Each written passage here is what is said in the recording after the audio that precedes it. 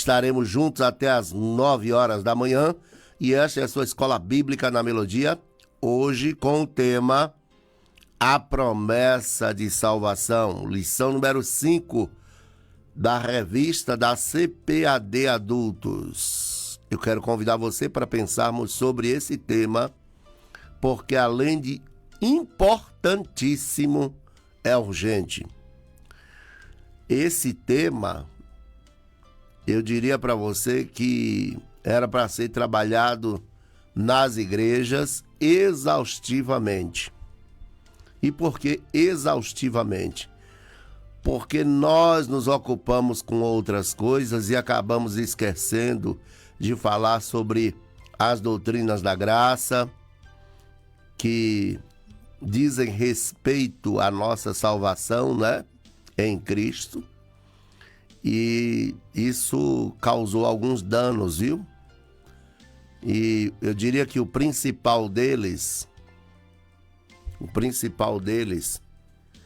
é que, se você fizer uma pesquisa hoje nas igrejas, provavelmente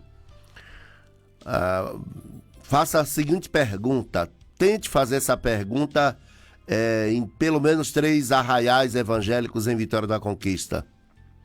Você tem certeza da sua salvação? Provavelmente a resposta que você vai ouvir é: Deus é quem sabe. Primeira possibilidade: Deus é quem sabe. Segunda possibilidade: quando eu morrer, Deus me deu o que eu mereça. Então aí provavelmente vai para o inferno, né? Porque se é o que merece, na verdade, nenhum de nós merecemos a salvação. Merecíamos o inferno e Deus vai dar o céu. Entendeu? O nome disso é graça, inclusive é por isso que eu quero mudar o textuário da lição. Eu quero mudar o textuário hoje, porque me parece que nós temos versículos na Bíblia que são, assim, fundamentais para pensar na doutrina da salvação. Daqui a pouco eu volto com esses textos, viu? E eu quero usar um como um texto central. A terceira possibilidade para uma resposta, se você pergunta, você tem certeza da salvação? Aí talvez você escute, para sua surpresa: não tenho. Eu não tenho. E aí é grave. E essas pessoas não entendem, muitas vezes, a doutrina da salvação. É por isso que respondem assim. Talvez a maioria é por desconhecimento mesmo. Não é porque estão no pecado, estão vivendo no pecado, é por desconhecimento mesmo. Ignorância, que é falta de conhecimento. Ignorância, quando for usada aqui hoje, não é no sentido da brutalidade, viu? Da indelicadeza. Não, é falta de conhecimento. É nesse sentido que vamos usar, vamos empregar essa palavra hoje. Então é por pura ignorância. Salvo aqueles casos que a pessoa não tem certeza da salvação, porque ela conhece seu estado pecaminoso e aí não tem certeza mesmo da salvação. Bom, então a lição número 5 é esta: a promessa de salvação. E aí o textual escolhido pelo comentarista, que é o Elinaldo Renovato, pastor Elinaldo Renovato. Na verdade vos digo que quem ouve a minha palavra e crê naquele que me enviou tem a vida eterna e não entrará em condenação, mas passou da morte para a vida. João 5, 24. Porque eu quero usar um outro texto aqui, adicionando um outro texto à lição de hoje, que eu considero muito importante. Eu vou lhe explicar agora. Efésios 2:8. Porque pela graça sois salvos mediante a fé. Isso não vem de vós, é dom de Deus. E não vem das obras para que ninguém se glorie. Então eu quero usar esse texto porque esse texto precede o texto áureo da lição.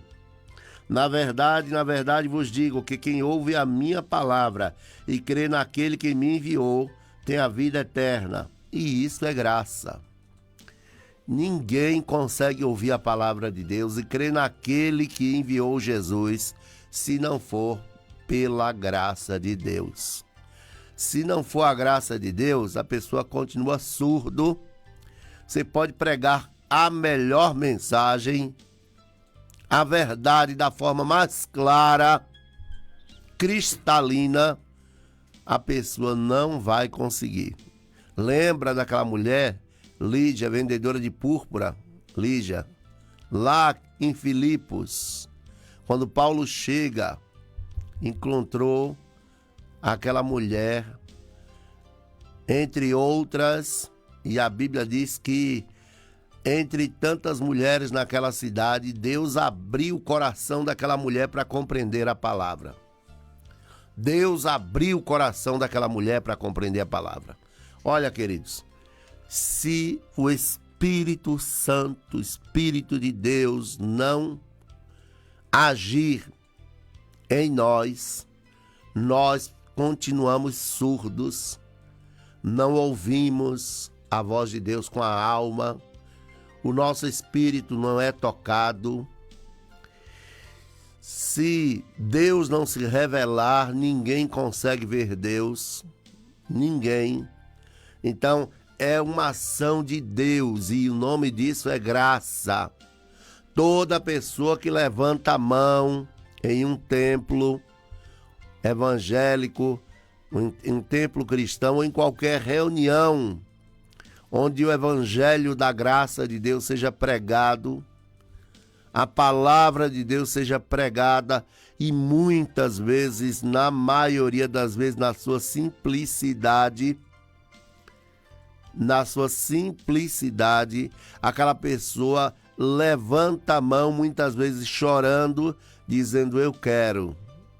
Então, isto foi precedido, esse momento foi precedido de uma ação do Espírito Santo. Por que, pastor, você está falando isso? Porque Paulo apóstolo ele diz que nós estávamos mortos nos nossos delitos e pecado e ele nos deu vida. O Senhor é quem dá vida, queridos. É o doador da vida. É o doador da vida. E aí a pessoa vivia, sabe, nessa existência, mas essa outra vida de que estamos falando, que é a vida de Deus e para Deus, só é possível quando a pessoa é tocada pelo Espírito de Deus. E é muito interessante isso, porque quando isso acontece, o discurso é o mesmo, a narrativa é a mesma. Por que eu não fiz isso antes? Ora, você não fez porque estava impossibilitado. Você estava impossibilitado. Porque morto não fala, morto não reage à mensagem da cruz. É preciso que Deus faça algo, não é? É como se fosse Deus acordando o ser humano do sono da indolência. E eu chamo esse momento de mega fusão. É a fusão do Espírito de Deus com o nosso espírito. E aí o Roi Logoi de Deus, né? A palavra viva, né? Consegue tomar conta do nosso espírito, da nossa alma e reflete no corpo. Porque em geral nós nos sentimos tão, sabe, indignos que nós choramos. E aí acontece aquilo que está escrito na parábola do filho pródigo, caindo em si. Aí nós caímos em nós, ou dentro de nós, que é a melhor queda que existe. É quando Deus derruba nós, né, dentro de nós mesmos. E aí é interessante esse momento, porque toda pessoa que passa por ele, ela não esquece mais nunca. Mais nunca, né? E interessante pensar que aquele momento também ocorre uma sensação assim, eu não mereço,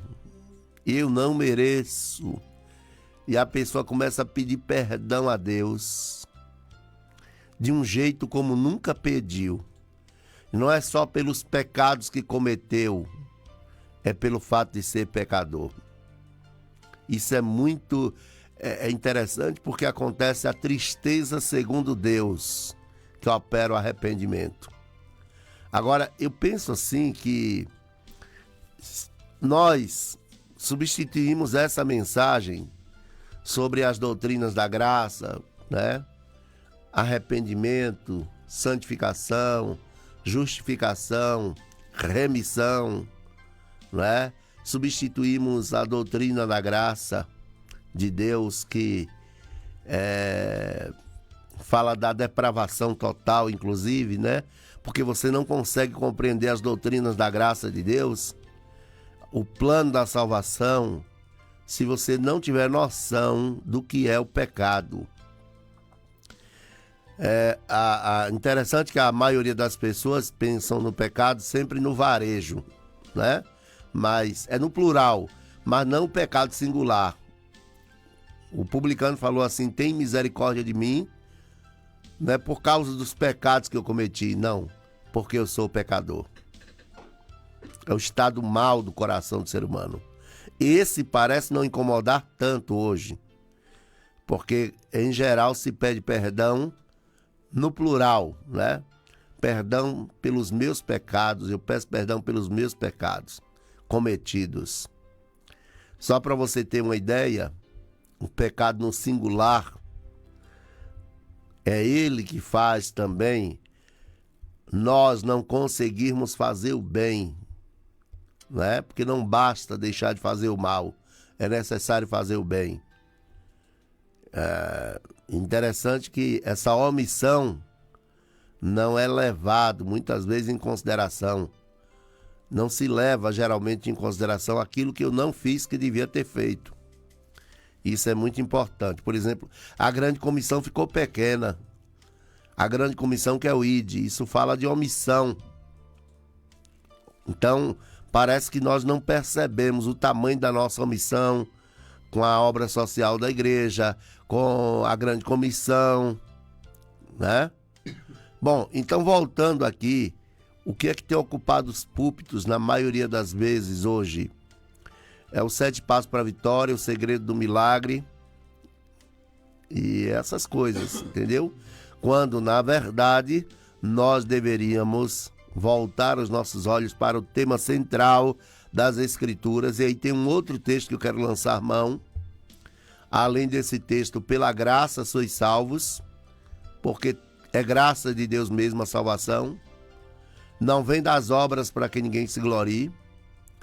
Aí tem um outro texto que foi proferido, essas palavras foram proferidas por Pedro apóstolo.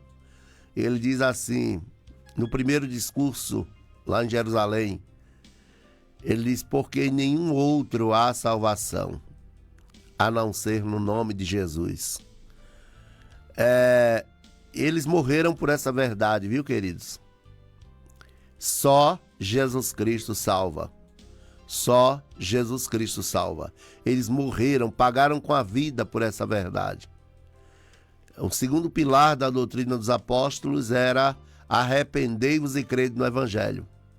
Essa foi uma leitura honesta que eu fiz no livro dos Atos e descobri. Eu fiz a pergunta ao texto, né? Qual era a doutrina dos apóstolos que a igreja perseverava? Perseveravam na doutrina dos apóstolos. A doutrina dos apóstolos. Interessante que você percebe que às vezes inverteu-se, não é? Essa premissa básica da igreja, que é o retorno à doutrina dos apóstolos. Agora parece que os apóstolos, né? Os pastores permanecem na doutrina da igreja. É tanta gente querendo mandar, que não é brincadeira. É tanta gente querendo botar remendo velho em pano novo, acrescentar coisas, sabe? É como se estivesse escrevendo mais um capítulo da Bíblia que está faltando, que esqueceram, né? Esqueceram. E aí os Gálatas estavam com esse problema, né? A igreja da Galácia guardavam dias e dias, ordenanças, e aí uma série de coisas por conta dos judaizantes que chegaram e disseram, não, tem mais coisa aí, tem mais coisa. Vocês estão falando que é só pela graça, mas não é bem assim não. Salvação pela graça? Não, tem mais coisa. E se não fizer, meu amigo, ó, invalida a prova, viu? Invalida a prova. Imagine a doutrina da salvação com apenas uma questão: Cristo. Porque agora nenhuma condenação há para quem está em Cristo. Porque todo crente salvo, queridos, todo crente salvo por Jesus Cristo e em Cristo, ele tem desejo de santificar. Todo crente salvo, ele tem desejo de praticar boas obras. É uma consequência. O problema é quando você inverte aquilo que deveria ser consequência, vira causa. Entendeu? Então, os judaizantes chegaram depois que Paulo deu as costas, disseram, não, tem mais algumas coisas aí que ele acabou esquecendo. Ele acabou esquecendo. E, olha, se vocês não fizerem, nada feito, viu? Nada. E aí, Paulo chega a ponto de dizer, quem vos fascinou, ó insensatos Gálatas? Quem vos fascinou, ó insensatos Gálatas? Vocês corriam bem. Queridos, eu tenho encontrado pessoas que estão desaprendendo. Sabe o que é desaprender? Estava indo até bem, e aí agora está desaprendendo. Dizem que mente vazia é oficina de coach. A pessoa não se debruça na Bíblia para estudar a Bíblia e dizer, eu quero compreender o manual da salvação, que é a Bíblia Sagrada. E aí vem alguém e diz, não, você tem que fazer isso aqui, ó. Você tem que fazer isso aqui, você tem que fazer aquilo ali. E se tem uma coisa que prejudicou a vida cristã, porque todos nós temos, né, uma ancestralidade que nos ensinaram, a nossa ancestralidade, né? Os nossos ancestrais, na fé, eles nos ensinaram muitas coisas que não era para a gente aprender. Por exemplo, a doutrina do merecimento. Para receber tem que merecer. Não adianta. Para receber tem que merecer. E aí, se eu mereço, já não é graça. De cara a gente já vai anulando a doutrina da graça de Deus. De cara. Porque se eu mereço, já não é graça. É a única esmola que o santo não deve desconfiar. Esmola grande, viu? Que o santo não deve desconfiar é a salvação. É essa. Por que eu não posso fazer nada para ser salvo? O que é que eu posso fazer para ser salvo? Não, Jesus já fez. Jesus já fez. Então, tem nada que você faça para pagar a salvação. Você não paga o que já foi pago. O outro problema que nós temos é o seguinte. Analise isso aqui. Na salvação a gente quer ter uma participaçãozinha. Não, eu tenho que querer. Eu tenho que querer? Peraí. Então deixa eu entender. Você chega na porta do céu e aí Jesus, o Cristo, lhe pergunta, né? Por que eu deveria deixar você entrar? Porque eu quis. Eu quis o Senhor. Foi eu que quis. Não. Aí Jesus falou assim uma vez, não vos escolheste vós a mim, eu vos escolhi a vós. Né? Aí ele fala em outra ocasião, aqueles que o Pai me deu, né? Ninguém arrebata da minha mão. Então quem dá é Jesus. A salvação, ela foi outorgada por Jesus na cruz e é Deus quem faz isso, queridos. Deus salva o pecador. Deus salva o pecador. Ele quer e vai e faz. O nome disso é beneplácito. Beneplácito. Na doutrina da graça tem um termo que eu gosto muito, que é bel prazer de Deus. Ou seja, só Deus faz o que quer, ninguém mais. Ninguém mais. A minha vontade é limitada, a sua limitada na esfera humana. Agora Deus não. Ele faz o que quer e sua vontade é boa, perfeita e agradável. Então ele escolhe salvar o ser humano. Ele escolhe. E o seu livre-arbítrio. Então, você quer dizer, Davi, que Deus vai lhe salvar se você não quer? Queridos, a escolha é soberana. A escolha é soberana. Ou seja, Deus elege. Nós somos eleitos de Deus em Cristo. Eleitos de Deus em Cristo. É Deus quem escolhe. Aí, se eu não quiser, é simples. Deus convence a gente a querer o que Ele quer. E Ele tem os meios dele, viu? Tem as maneiras dele agir. Tem as maneiras. Aí você fala, mas tem uma vontade que a gente se volta para Deus, né? Essa vontade foi precedida por uma ação do Espírito Santo. Ninguém vai querer Deus se primeiro não for tocado pelo próprio Deus. Ninguém.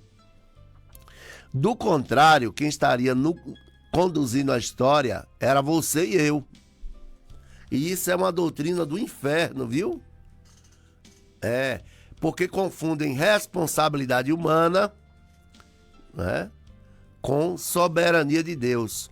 Soberania de Deus, queridos, é uma coisa. Livre-arbítrio é outra.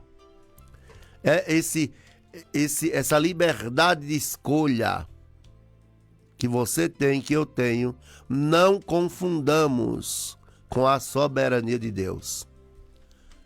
Não confundamos, certo? E aí você diz assim, peraí, então a pessoa chega no inferno e diz assim, não, ele está lá porque Deus não quis. Ele está lá simplesmente porque Deus não quis. Deus já sabia de antemão quem não ia querer, quem não ia aceitar o plano da salvação. O problema é que a gente confunde presciência, não é? Presciência com a ação de Deus colocando o homem no inferno. Deus não coloca ninguém no inferno, mas Deus sabe quem são aqueles que irão com os próprios pés para o inferno. Deus sabe. E aí, se a gente disser que não sabe, nós estamos achando que alguém pega Deus de surpresa. Imagine só, no céu, gente, aquele ali foi para o inferno. Quem diria, não é? Quem diria? E a gente que pensava que ele ia para o céu, ele viria para aqui para ficar com a gente, ele escolheu ir para o inferno, não foi? Não, ninguém pega Deus de surpresa. Então, Deus é onisciente, não se esqueça, viu? Deus é onisciente. Me parece que talvez o cerne da questão seja esse. Porque nós não conhecemos o futuro, nem às vezes um palmo na frente do nariz. E nós não sabemos o que se passa na mente humana, no espírito humano, que muitas vezes é incrédulo, não quer Deus e finge querer Deus, cheio de legalismo, como os fariseus eram. Entendeu? Jesus chegou a ponto de dizer, vocês andam quilômetros para fazer um prosélito, terra e mar, para depois arrastar para o inferno. Mas nós achamos que para Deus, quanto pior, pior, né? Quanto pior, pior. Às vezes o pecador, a prostituta, a mulher adúltera, o ladrão, sabe? Se converte a Cristo porque consegue perceber o seu pecado e aí não rejeita a graça porque ele se enxerga. E aquele religioso, sabe?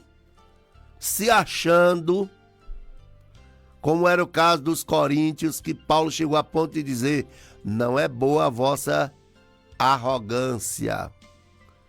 O termo é jactância. Jactância no grego é arrogância. Não é boa essa vossa jactância. Eles se achavam. Tem gente ainda hoje se achando, queridos. Por que é que tem tanta gente reclamando, murmurando nas igrejas, reclama de tudo? De tudo, querido. Não tem nada que fique bom. Eu tenho falado ultimamente que é um luxo. O que a gente tem no Brasil é um luxo.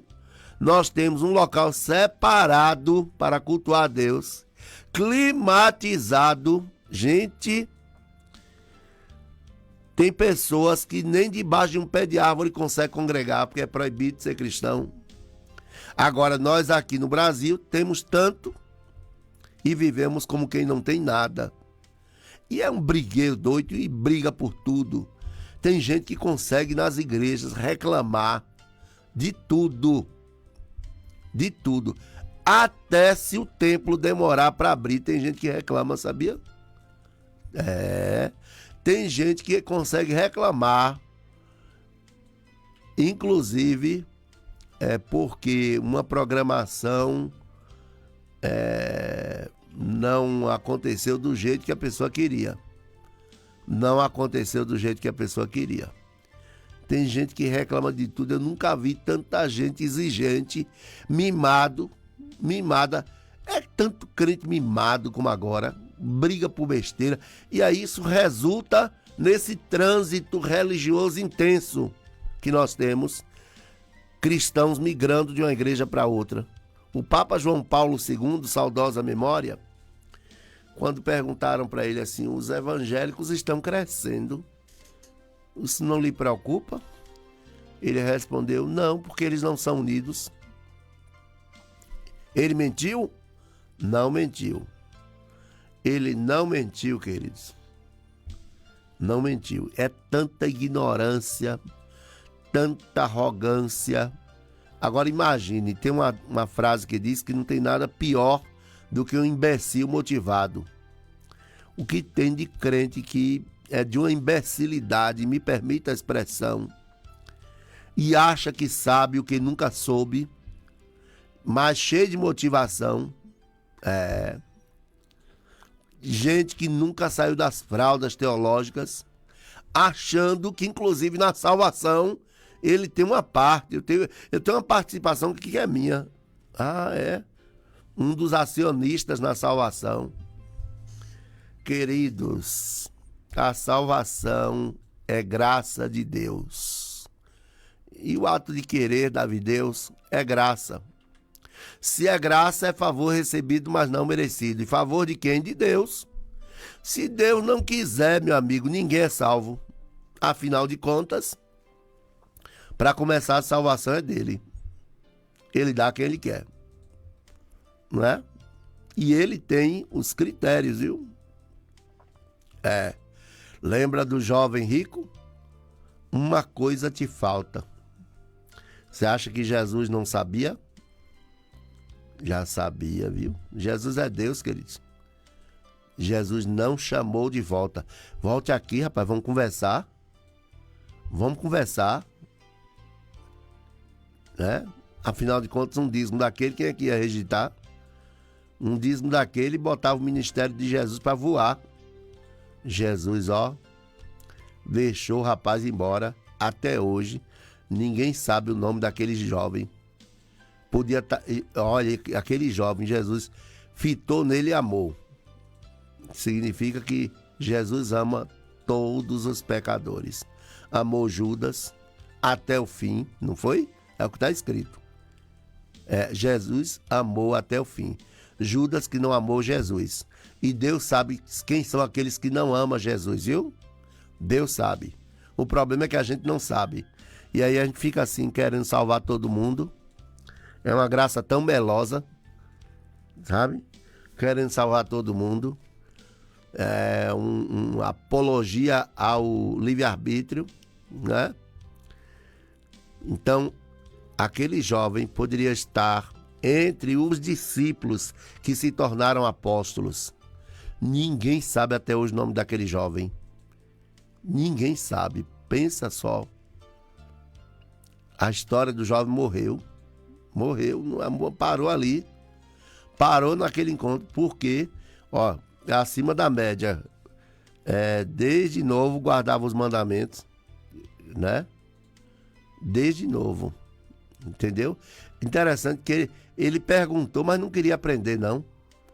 Tem gente que faz até pergunta, mas não quer aprender. Finge querer aprender, mas não quer. Tem uma aparência de piedade, mas nega. Queridos, isso é muito sério. Isso que nós estamos falando hoje aqui é muito sério, viu? Eu tenho 15 minutos para pontuar aqui. Ó, que o comentarista, ele diz sobre a promessa da salvação, que é uma maravilhosa salvação. O primeiro tópico. E eu quero lembrar a você que desde o Antigo Testamento até hoje, todos que foram salvos pela graça. Essa foi uma pergunta que me fizeram aqui no Debate Melodia. Todos foram salvos pela graça de Deus, tanto no Antigo como no Novo Testamento. Todos foram salvos pela graça de Deus. Ninguém fora da graça, viu? Ninguém. Então a graça de Deus estava lá, salvando o pecador, e a graça de Deus continua salvando o pecador.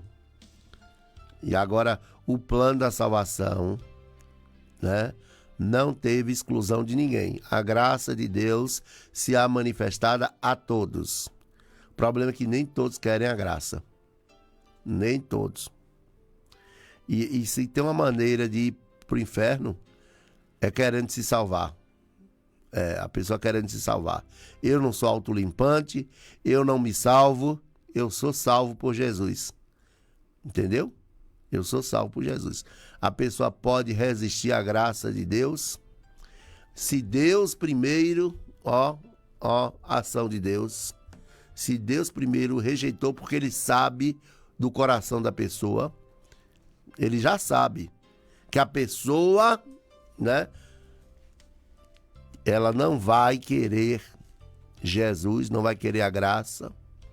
Essa pessoa com certeza será rejeitada por Deus. Deus sabe quem são aqueles que vão rejeitar até o fim.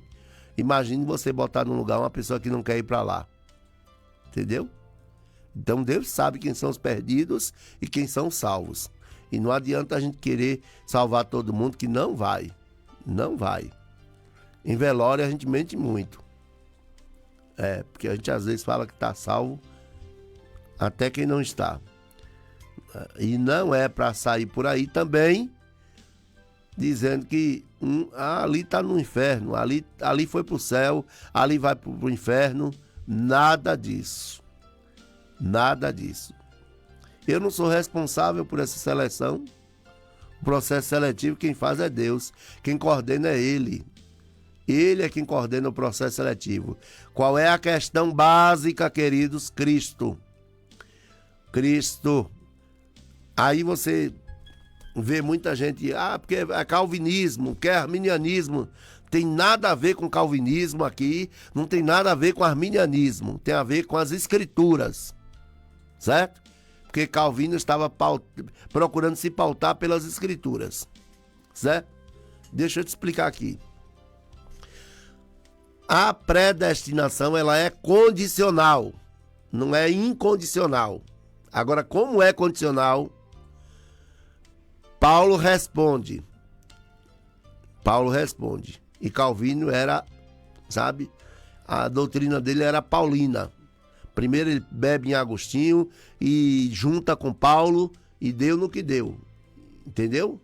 Ele, de fato, procurava se pautar pelas escrituras. Calvino era assim, um excelente exegeta, viu? Excelente, um exímio exegeta. Agora presta atenção. Portanto, agora nenhuma condenação há para quem está em Cristo. Então, você está em Cristo? Em Cristo. Não é igual aquele pessoal que diz que tem Jesus no coração. Que agora ninguém tem o diabo no coração, né? Todo mundo tem Jesus no coração. Não. Você está de fato em Cristo. De fato em Cristo. Quem está em Cristo, nova criatura é. Você está em Cristo? Pronto. Está predestinado ao céu. E fora dele, não tem céu. O problema é esse. Ó, esse é o ponto, ó, de equilíbrio, é o ponto de onde tudo converge, é em Cristo. Uma vez em Cristo, você está predestinado ao céu. Fora dele, não tem céu. Qual é o tema central da Bíblia, queridos? É Cristo. Assim como as águas correm para o mar, a minha teologia deve convergir para Cristo. Pastor não salva, padre não salva, ninguém, a não ser Jesus Cristo. Só Jesus Cristo salva. E eu estou maravilhado porque eu estou vendo até e os nossos irmãos que são padres estão batendo nessa tecla. É Jesus Cristo, porque em nenhum outro nome há salvação. Jesus Cristo. Então a predestinação é condicional por isso. Ela é condicional. Agora o indivíduo fora de Cristo quer ser salvo, aí é predestinação incondicional, né? Ou nele ou fora dele eu vou. Não é assim que a banda toca. Existe condição sim para a salvação. E qual é? Cristo. Cristo. Entendeu? É fácil de resolver isso. Não é difícil. O problema é que as pessoas querem, sabe, acrescentar coisas ao que foi escrito, botando palavra na boca do texto. Isso aí é exegese, que é quando eu introduzo o meu ponto de vista nas escrituras. Ninguém que está me ouvindo em sã consciência vai dizer que Deus não é soberano, certo? Deus não é soberano, que Deus é soberano, ele faz o que quer. Ninguém vai dizer que a salvação não pertence a Deus, porque a salvação pertence a Deus. Se é dele, então ele dá a quem ele quer. E além do mais, a raça humana estava toda condenada. Qual é o problema dele salvar uns e outros não? Com os critérios que só ele sabe e que ele não erra. Deus não erra no processo seletivo. Deus não erra. Qual é o problema? Parece que a gente quer mandar em Deus e quer mandar na salvação. Não. Eu fico pensando até se o céu fosse nosso. Já parou para pensar se o céu fosse da gente? Meio mundo de gente ia entrar, que não era para ter entrado, e meio mundo de gente ia ficar de fora. Tópico 2, a natureza da promessa de salvação. Não é? E aí o comentarista fala sobre a doutrina basilar entre as doutrinas da graça, que é justificação, ou como nós estamos precisando estudar essa doutrina. Doutrina é ensino, viu? O ensino bíblico sobre a justificação tira todo o mérito do ser humano. Somos justificados pela fé em Jesus Cristo. Agora imagine, você termina de correr, ganha a corrida, aí alguém vem de lá e diz: ô, gente, que bom que fulano venceu, né? Aí você fala: não, quem venceu foi eu. Não, você só correu. Você só correu, mas quem venceu não foi você. Como assim? É. E o troféu é dele, não é seu também não. Ninguém merece. Oxe, tudo errado. Eu que me esforcei tanto. Pois é, mas quem venceu foi ele. Fulano venceu, quem foi? Jesus Cristo. Ele venceu e só ele é digno de receber toda a honra e toda a glória. Não adianta a gente pensar que a gente tem mérito algum, que não tem. Você não tem mérito nenhum, eu não tenho, e a gente não tem participação. Ó, esquece, porque a nossa participação é simplesmente se reconhecer pecador. Eu sou pecador. E isso aí, se Deus não fizer no seu coração, ai. Depois de salvo, Jesus lhe salvou, continue se achando pecador. Continue se percebendo pecador. Sabe? Quer cooperar com Deus? Continue se achando pecador. Nunca se ache a fina flor da pureza. Não. Jesus lhe salvou. Foi ele que lhe salvou? Deus se revelou a você? Então pronto. Tem misericórdia de mim porque eu sou pecador. É isso que nós somos, queridos. Porque se a gente não tomar cuidado para ir trabalhando isso, participando assim, sumindo. É uma que participação indigesta, né? Participando, sumindo, aparecendo, desaparecendo. Você sabe o que vai acontecer? A gente pode ouvir no final: afastai-vos de mim, não vos conheço. Por quê? Porque a gente queria aparecer, a gente queria um lugarzinho, né? É interessante que João e Tiago e João estavam desse jeito, né? A gente que deixou tudo, né? Dá para eu conseguir um lugarzinho lá no céu. A gente senta uma à direita, outra à esquerda. A mãe também pediu. Jesus falou: vocês não sabem o que é que vocês estão pedindo. Tem hora que a gente quer umas coisas que, oh Deus. É por isso que Deus tem paciência com a gente, porque Ele sabe que nós somos tão meninos, tão pequenos, né? Para pensar algo tão grande, nossa cabeça tão pequena, nossa cabeça tão pequenininha, né? Para a gente pensar algo tão grande. E eu quero terminar essa lição de hoje dizendo para você: olha, que fique no seu coração isso. Pela graça nós somos salvos. Nós somos salvos pela graça de Deus. E a santificação, Davi, é porque você é salvo e não para ser salvo. Você não vai se separar para Deus, porque santificação é separação. Você não vai se separar para Deus para ser salvo, não, viu? É porque é salvo. É diferente. E aí eu termino por aqui, prometendo voltar semana que vem, se Deus permitir. Vem aí o programa Fonte de Vida com o pastor João e quanto à Escola Bíblica na Melodia. Se Deus permitir, próximo domingo estaremos de volta. Forte abraço para você, Eli Braga e todos que estiveram comigo agora. Um abraço. Tiago de Mendes Araújo, glória a Deus. Tiago, um abraço. Um abraço para você, Tiago. Carlyle também, um abraço. Que Deus abençoe em nome de Jesus. E vem aí o congresso, né? Indestrutível. Olha, no espaço Bela Casa.